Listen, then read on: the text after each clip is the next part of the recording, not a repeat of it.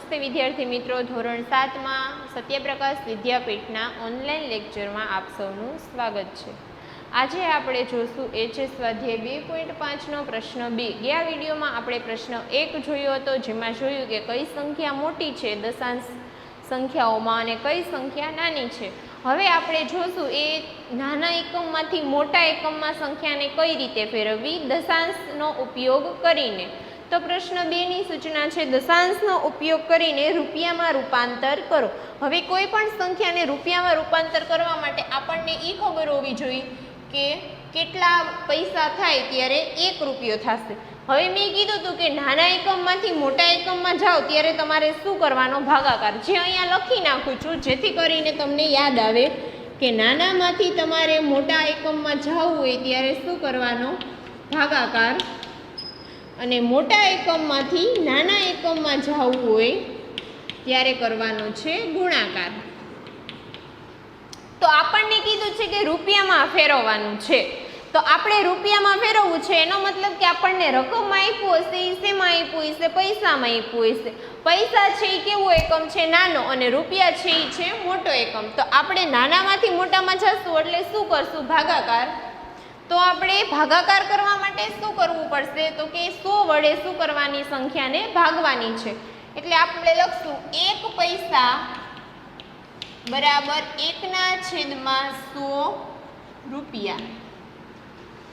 હવે આ 100 અહીંયા વહી જાય એટલે સમજી ગયા કે 100 પૈસા બરાબર 1 રૂપિયો। આ તો આપણે અહીંયા ભાગાકાર કરવાનો છે। જે આપણે આવી સંખ્યા આપી હોય કે 10 હોય, 100 હોય, 1000 હોય, એ સંખ્યા મને તમે એકમમાં ફેરવવા ઉપયોગ કરો છો તો એ સંખ્યા સાથે તમારે ભાગાકાર અથવા ગુણાકાર કરવાનો આવે।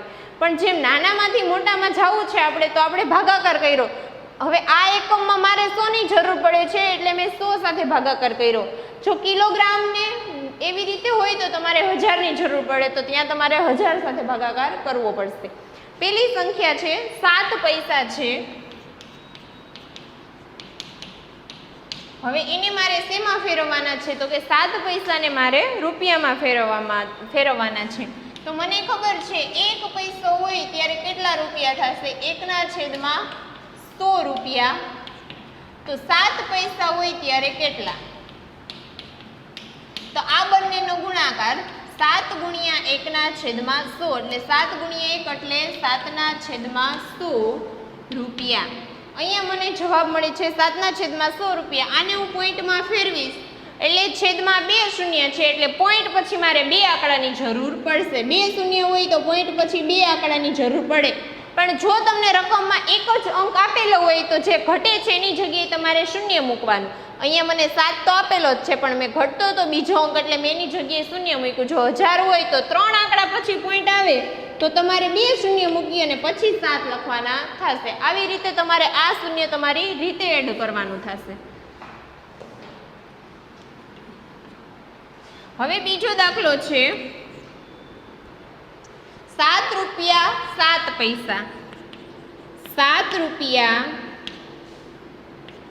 7 પૈસા આખી રકમને આપણે શેમાં ફેરવવાની છે? રૂપિયામાં। પેલું તો રૂપિયામાં આપ્યું છે એટલે 7 રૂપિયા આપણે એમનેમ રાખશું પ્લસ 7 પૈસા એટલે કેટલા થયા? તો કે 0.07, એ આપણે લખશું કે 0.07 રૂપિયા। હવે આ બંનેનો સરવાળો એટલે 7.07 રૂપિયા।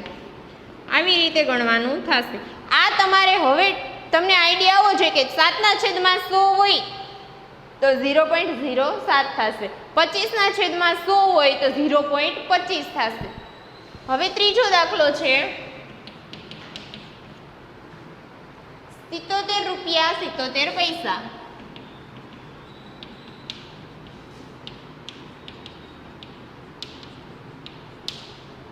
77 રૂપિયા એમનેમ રહેશે પ્લસ 77 પૈસાને રૂપિયામાં ફેરવું એટલે મારે 77/100 રૂપિયા લખવા પડે। હવે આને હું પોઈન્ટમાં લખું આ સંખ્યાને એટલે અહીંયા 77 રૂપિયા પ્લસ 0.77 રૂપિયા, બંનેનો સરવાળો એટલે મને કેટલા રૂપિયા મળશે? 77.77 રૂપિયા।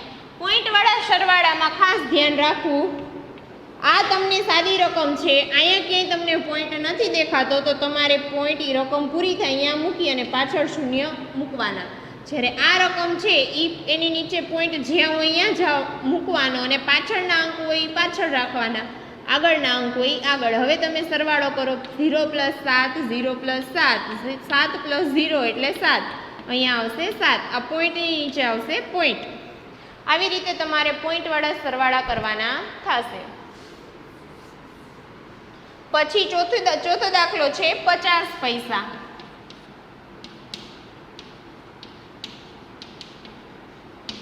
પચાસ પૈસાને તમે રૂપિયામાં ફેરવો એટલે 50ના છેદમાં કેટલા આવશે 100. જે સંખ્યા હોય ને એને ભાગ્યા તમે 100 કરશો એટલે એ તમને રૂપિયામાં જ મળશે. આ મેં તમને પહેલા દાખલામાં ત્રિરાશી એટલે મૂકી કે જેથી કરી તમને આઈડિયા આવી જાય કે આ રીતે મારે છે એ 7/100 કેમ આવ્યા, તો એના માટે મેં આ ગણતરી કરી છે. હવે દરેકમાં હું આ જ રકમ લખીશ. 50 પૈસા આવ્યું તો હું લખીશ 50/100. અહીંયા 77 પૈસા હતું તો 77/100. એટલે આટલી વસ્તુ છે દરેક દાખલામાં રિપીટ નહીં થાય. એટલે અહીંયા તમારે ત્રિરાશી મૂકીને મેં સમજાવ્યું જેથી કરીને આઈડિયા આવે કે તમને આ પદ કેમ આવ્યું છે. પછી આ હું લખું છું એ કેવી રીતે આવ્યું છે. અહીંયા 0 0 ઉડી જશે. 5/2 એટલે 1/2. 1/2 લખો ન લખો એનાથી કાંઈ ફેર નહીં પડે, પણ આપણે પોઈન્ટમાં જવાબ જોતો હોય એટલે શું કરશું તો કે 5 અને 10ના છેદ ઉડાડશું નહીં. 50/100 છે, 0 0 ઉડી ગયા, 5/10 એટલે 0.5 રૂપિયા એટલે અડધો રૂપિયો થશે. આપણને ખબર જ છે 50 પૈસા એટલે 1 રૂપિયાનું અડધું. હવે પછીનો 5મો દાખલો જોશું 235 પૈસા.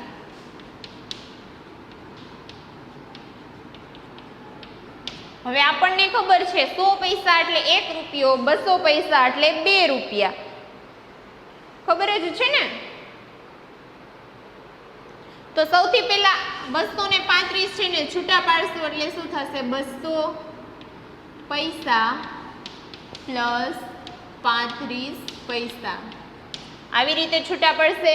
તો હવે તમને એ ખબર હોય છે 200 પૈસાને રૂપિયામાં ફેરવવા હોય તો મારે 200 ભાગ્યા કેટલા કરવા પડશે 100, જેથી કરીને મને આ શેમાં ફરેલા મળશે રૂપિયામાં.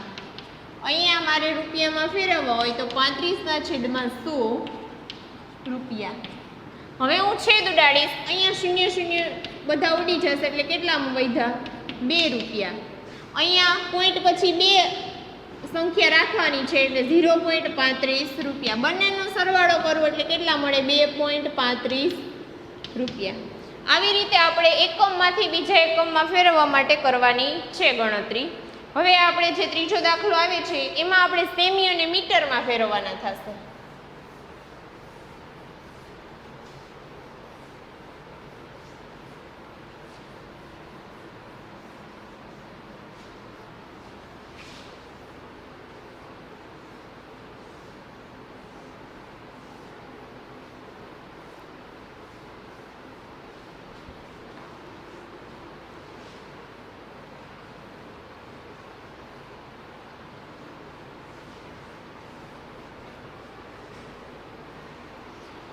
તો એની રકમ છે 5 સેમીને મીટર અને કિલોમીટરમાં ફેરવું. દાખલા નંબર 3નો પહેલો 5 સેમીને મીટર અને કિલોમીટરમાં ફેરવું.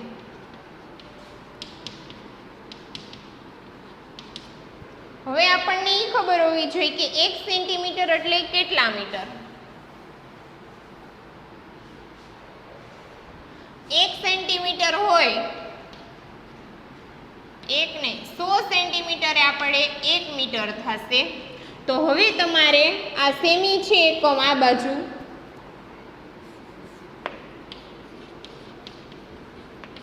આ સેમી છે એને તમારે મીટરમાં ફેરવવું છે એટલે નાનામાંથી મોટા એકમમાં જાવ તો શું કરવું પડે ભાગાકાર. તો ભાગાકાર કરવા આ 100 છે ને 1ના છેદમાં જવા દેવા પડે એટલે 1 સેન્ટીમીટરે શું થશે 1/100 મીટર. હવે કિલોમીટરમાં ફેરવો તો 1/1000 આવશે. સમજાઈ ગયું આવી રીતે? તો અહીંયા આપણે શું કરશું, 1 મીટર એટલે 100 સેન્ટીમીટર, તો આને મીટરમાં ફેરવવા હું શું કરીશ, 5/100 મીટર. હવે 5/100 એટલે મારે પોઈન્ટમાં સંખ્યા લખવી હોય તો 0.05 મીટર આવી રીતે થશે. આ મેં શેમાં ફેરવું, 5 સેન્ટીમીટરને મીટરમાં. હવે હું આને શેમાં ફેરવીશ, 5 સેન્ટીમીટરને કિલોમીટરમાં. જો સાંભળજો, કિલોમીટરમાં ફેરવવા માટે પહેલાં મારે મીટરમાં ફેરવવા પડશે, એટલે મીટરમાં મેં ઓલરેડી ફેરવી લીધા છે.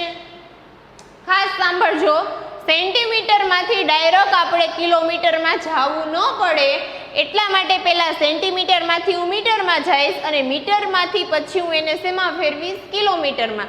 તો મેં 5 સેમીને ઓલરેડી મીટરમાં તો ફેરવી જ લીધા છે, એટલે આ જવાબને હું કિલોમીટરમાં ફેરવી નાખું એટલે મને 5 સેમીનું ફેરવેલું કિલોમીટરનું માપ મળી જશે. તો સૌથી પહેલાં હું આને શેમાં ફેરવીશ, ડાયરેક્ટ કિલોમીટરમાં ફેરવી દઈશ. કિલોમીટરમાં ફેરવવા મારે કેટલા વડે ભાગવા પડશે, તો કે 1000 વડે. હવે હું અહીંયા પોઈન્ટ કાઢીશ એટલે છેદમાં કેટલા આવશે, 1 અને 2 પોઈન્ટ મારે હજી એડ કરવા પડશે, 1 અને 2 અને પાછળ હજી આ 3 કિલોમીટર. હવે હું પોઈન્ટ કાઢીશ, પોઈન્ટ પછી મારે કેટલા અંકની જરૂર પડશે, છેદમાં જેટલા શૂન્ય છે એટલા, 1 2 3 4 અને 5. તો મારે 4 શૂન્ય મૂકવા પડશે અને 1 અંક છે એટલે 5 થઈ ગયું. આ થયું કિલોમીટર. સમજાઈ ગયું? પહેલા મેં મીટરમાં ફેરવા ને મીટરમાંથી કિલોમીટરમાં ફેરવા. હવે એ ખબર હોવી જોઈએ કે 1000 મીટર હોય ત્યારે કેટલા કિલોમીટર થાય, 1 કિલોમીટર. તો મારે મીટરમાં જવાબ છે, મારે જવાબ મીટરમાં આપ્યો છે એટલે અહીંયા હું લખી 0.05 અને ફેરવવાનું છે મારે કિલોમીટરમાં. તો 1 મીટર એટલે મારે ભાગવા પડશે 1000, 1/1000 કિલોમીટર વડે. એટલે મેં જે મીટરનો જવાબ અહીંયા 1ની જગ્યાએ મને શું મળ્યું છે, જ્યાં 1 છે અહીંયા મારી પાસે 0.5 છે એટલે મેં 1ની જગ્યાએ 0.5 મૂક્યો ને છેદમાં 1000 જે અહીંયા તમને દેખાય છે. એના પછીનો દાખલો છે 35 મીમીને સેમી, મીટર અને કિલોમીટરમાં ફેરવો.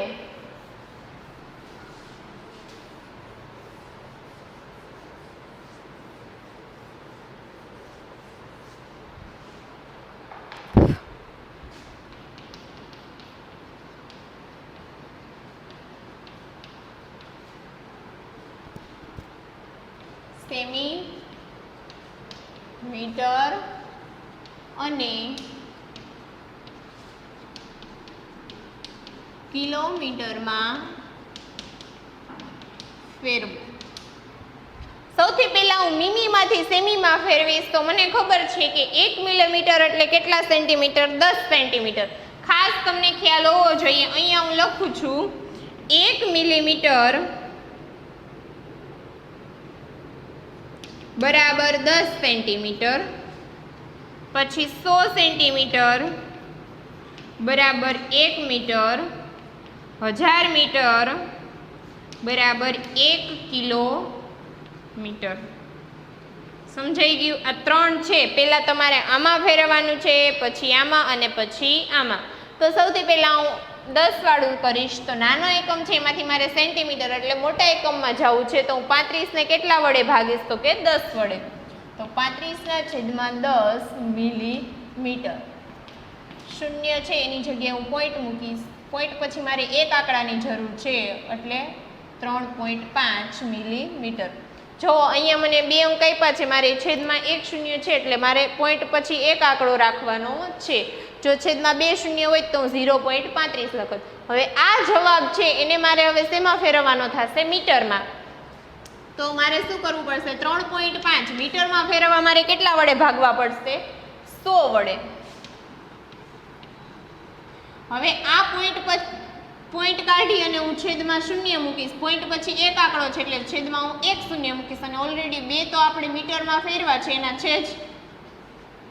હવે હું પાછો પોઈન્ટમાં જવાબ લખીશ. પોઈન્ટ પછી 1 2 અને 3 શૂન્ય દેખાય છે એટલે 0.035 મીટર. આ મારો શું થયો, મીટરનો જવાબ.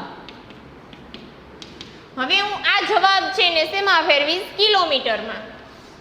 તો 0.035 છેદમાં 1000 કિલોમીટર. 1, 2 અને 3 આંકડા છે તો 35 ના છેદમાં હું 3 શૂન્ય મૂકીશ, ઈ આના મૂકીશ અને આ 3 શૂન્ય મૂકીશ, ઈ કિલોમીટરમાં ફેરવા છે એના મૂકીશ. ટોટલ શૂન્ય છેદમાં કેટલા મને જોવા મળે છે? 3 અને 3 6. તો હું 0 પછી કેટલા અંક રાખીશ? 6. 1, 2, 3, 4, 4 શૂન્ય અને 5 અને 6 છે એ ઓલરેડી અંક આપ્યા જ છે. તો 0.00035 કિલોમીટર. આ રીતે મેં સૌથી પહેલાં શેમાં ફેરવું? મિલીમીટરમાં, ત્યાર પછી ફેરવું આ મિલીમીટર. જો તમને પ્રશ્ન થશે કે મેડમે રકમમાં આપ્યું છે કે 35 ને જ આપણે સેમીમીટર અને કિલોમીટરમાં રૂપાંતર કરવાનું છે, પણ તમને એ ખબર હોવી જોઈએ કે મીમીમાંથી ડાયરેક્ટ કિલોમીટરમાં ફેરવવા એવું નથી કીધું. તો તમારે પહેલાં કિલોમીટરમાં ફેરવવા હોય તો તમારી પાસે રકમ છે એ મીટરમાં હોવી જોઈએ. તો તમારે મીટરની જરૂર પડશે, તો મીટરમાં આપણે ફેરવી લીધા. પછી આ રકમ મીટરવાળી છે એને મેં શેમાં ફેરવી? કિલોમીટરમાં. એવી જ રીતે 35 મીમી છે એને મેં પહેલાં સેમીમાં ફેરવા, તો સેમીમાં મને જવાબ મળી ગયો. હવે મારે 35 ને ડાયરેક્ટ મીટરમાં ન ફેરવાય. ફેરવી શકો તમે, પણ તો તમને એ ખબર હોવી જોઈએ કે છેદમાં હું 3 શૂન્ય મૂકું ને તો 35 છે એ ડાયરેક્ટ મને શેમાં મળશે? મીટરમાં મળશે. જો એવો ખ્યાલ હોય તો જ એવું કરવાનું છે. બાકી તમારે સૌથી પહેલાં સેમીમાં ફેરવવાના. અહીંયા એકમ સેન્ટીમીટર આવશે.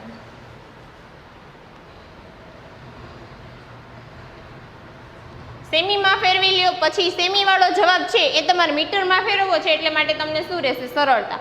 પછી મીટરવાળા જવાબને તમારે કિલોમીટરમાં ફેરવી દેવાનો. પણ તમે જો ડાયરેક્ટ 35 ને કિલોમીટરમાં ફેરવો તો તમને એ ખ્યાલ હોવો જોઈએ કે છેદમાં મારે 6 શૂન્ય મૂકવા પડે. અહીંયા આપણો દાખલા નંબર 3 પૂરો થાય છે. હવે આવશે એ છે દાખલા નંબર 4.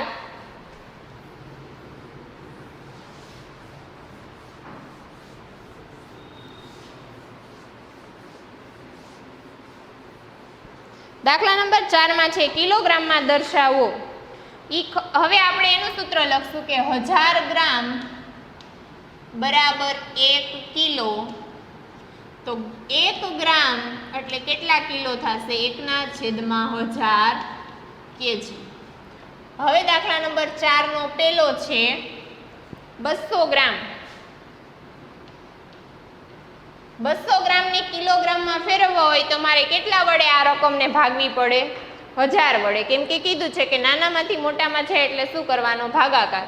તો 200 ભાગ્યા 1000 કિલોગ્રામ. શૂન્ય ઉડાડું છું, 1 શૂન્ય વધ્યું એટલે હું પોઈન્ટ કાપીશ. 0.2 કિલોગ્રામ આ જવાબ થશે. બીજો દાખલો છે 3470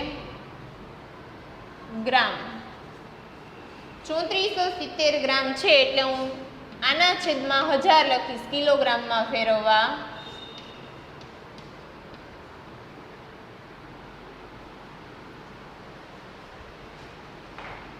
કેજી એટલે થશે કિલોગ્રામ.